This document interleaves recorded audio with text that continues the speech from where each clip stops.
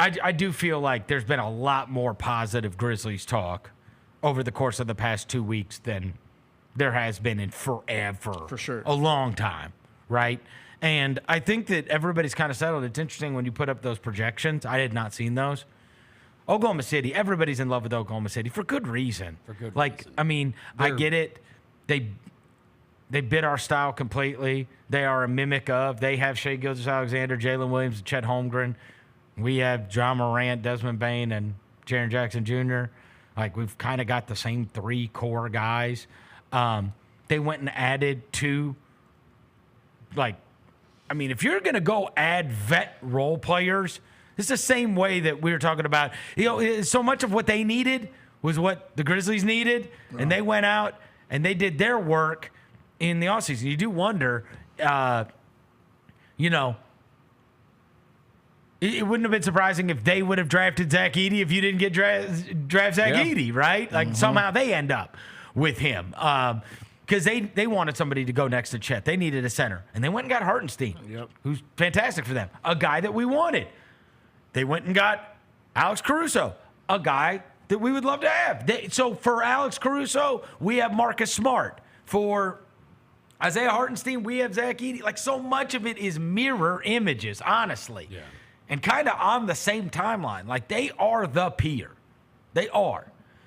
And so then you look at the others, and, I mean, look, Dallas, to me, you look at the 2 teams that made the Western Conference Finals last year, right? Because that was Dallas and that was Minnesota. Dallas is going to be an interesting one because they went and got Klay Thompson, which, of course, just creates more space. But you do wonder if they're just going to be the score 140 points team. I mean, if they are playing those 3 guys at the same time, they have P.J. Washington to play defense. Yeah. And that's the end of that story. Lively can, deflect some stuff at the rim and Gafford. Yeah, I'm saying. But, I mean, like, you're talking about perimeter? Yeah. No. Like, stop dribble, stop offense from getting going. And, Jay Kidd kind of laughed the other day when they asked him, who's the guy that gets the big assignment? Because Klay can't move. And he was like, Luka. Kind of like, it's almost a joke. Yeah. Derek Jones Jr. got literally every assignment. Yeah. Kentavious Caldwell-Pope got literally every assignment.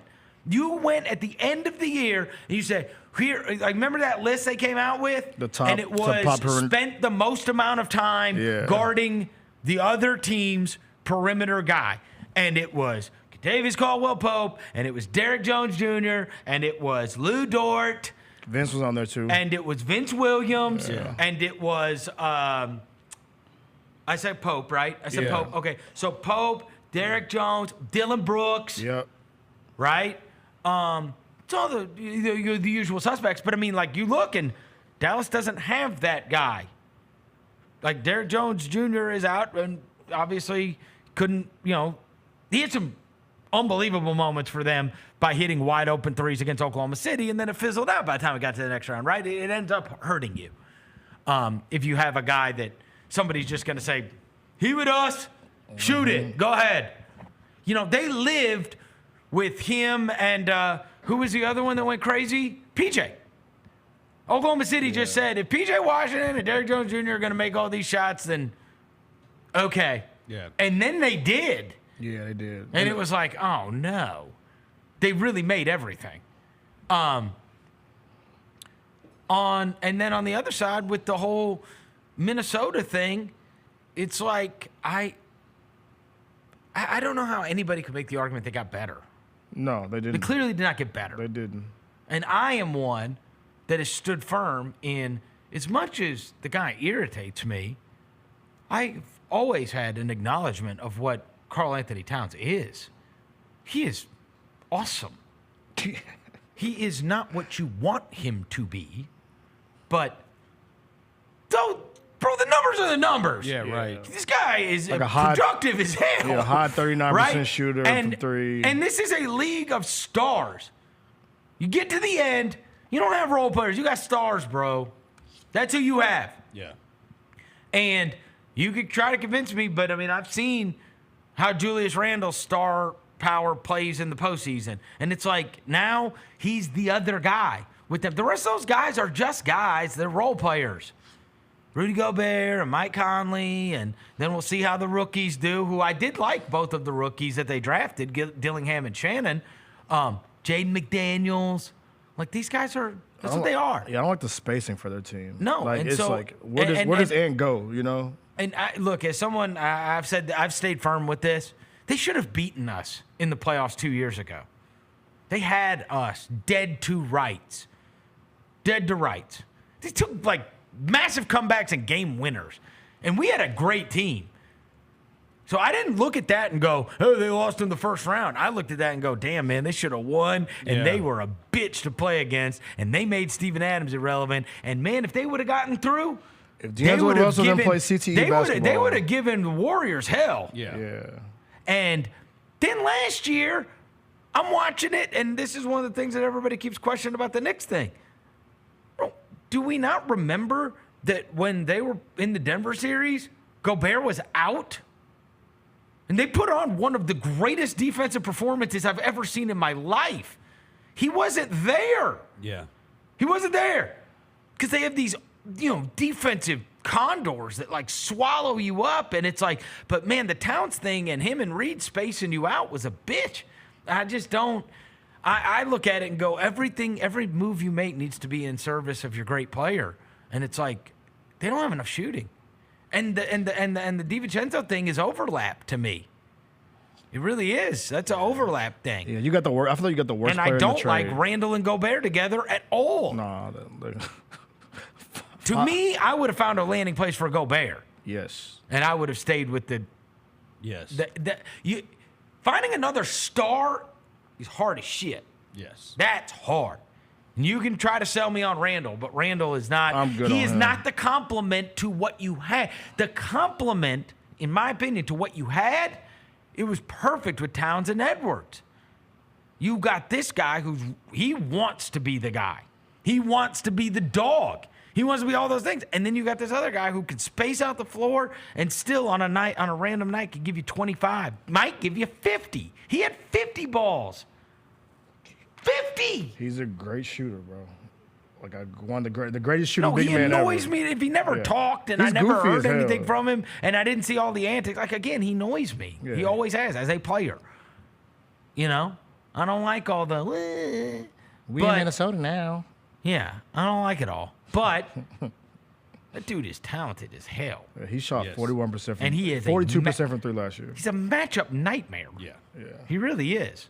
Has been. So I don't think they got better. We'll see on the Nuggets. I mean, like, these teams did go all. They got off of I think that is a big thing that people have not talked about much that is going to have to get answered, which is who is defending the awesome guy from the other team? And you got a couple of these really good teams that answer has been, like, for Dallas, it was Derrick Jones Jr. People could scoff and they could be like, oh, God, like Derrick Jones Jr. isn't replaceable. It's not about Derrick Jones Jr. It's about having a guy that can guard. You got to have a good wing defender. Every good team does. Caldwell Pope drew that assignment all the time. Just somebody that chases somebody around all the time. Yeah. And you got a couple of those that have gone that way. Of course, you see the stuff coming out about the Clippers and Kawhi Leonard's like never going to be fine. Yeah, that's like that's a disaster. Yeah, mark them off as a peer, yeah. right? Golden State Warriors and Lakers both, like, I think everybody looks at their rosters and goes, okay, which of those is going to make a move that leaps up? One of them is going to go in and try to win with Steph and Draymond or with LeBron and. Yeah, it's like the last few Rollo kids, like the last kind of like push to the end. Yeah. Sacramento and Phoenix will both be better. Yes. For sure. I like the DeRozan thing for they're the Kings. both going to be better. Houston will be better too. Yeah. And then if New Orleans has healthy Zion, they will be a formidable team. And San Antonio is just they are the wild card to me. Yes. More than anybody. How much better? They're the wild Chris card. Paul Because, and you hear the Wemby. number. Like, I was listening to something the other day where they were saying after he started playing 30-something minutes a night, Wemby was like 24, 14, and 5. I was like, oh my And now you got one of the best point Like, what if he's guards just the ever. best player in the world? Yeah. Now you got Chris Paul with him, who's like one of the greatest point guards of all time. And they got another adult in Harrison Barnes, and they got, like, you know. I'm just sorry. saying. I can't give you that one. Yes, you can. Yeah. It's just a real guy. He's a real NBA player. It's a real NBA player that knows how to And function. the Spurs have not had real NBA players over the years, Correct. the last couple of years. Like, he's a real player. But they do have, what's his name, out to start the year with a surgery. The Vassell. Oh, he can hoop. Vassell. He can hoop. He's already out. He can hoop. Yeah, he can. I like his game. But, I mean, they were a mess last year. Yeah. But who knows? It was just dudes They're getting for numbers sure last going to be year. competitive. Keldon changed his number last year to a new number this year. They're going to be straight. Every time I see him, he's bigger. Bro, he's a big joker, bro. He changed his Keldon number Johnson. to, what did he I change? really liked him as like his second year in I think the he's number league. 0 now. Nobody believed in him. Nobody believed in him. I think he changed it to number 0. Is that right? Yeah. Everybody stopped believing in him. That's what it is. Yeah. he said, screw this. Nobody It believes in me. wasn't that everybody did believe in you, but then they stopped. Yeah, they say, okay, I'm But changing it. everybody liked you.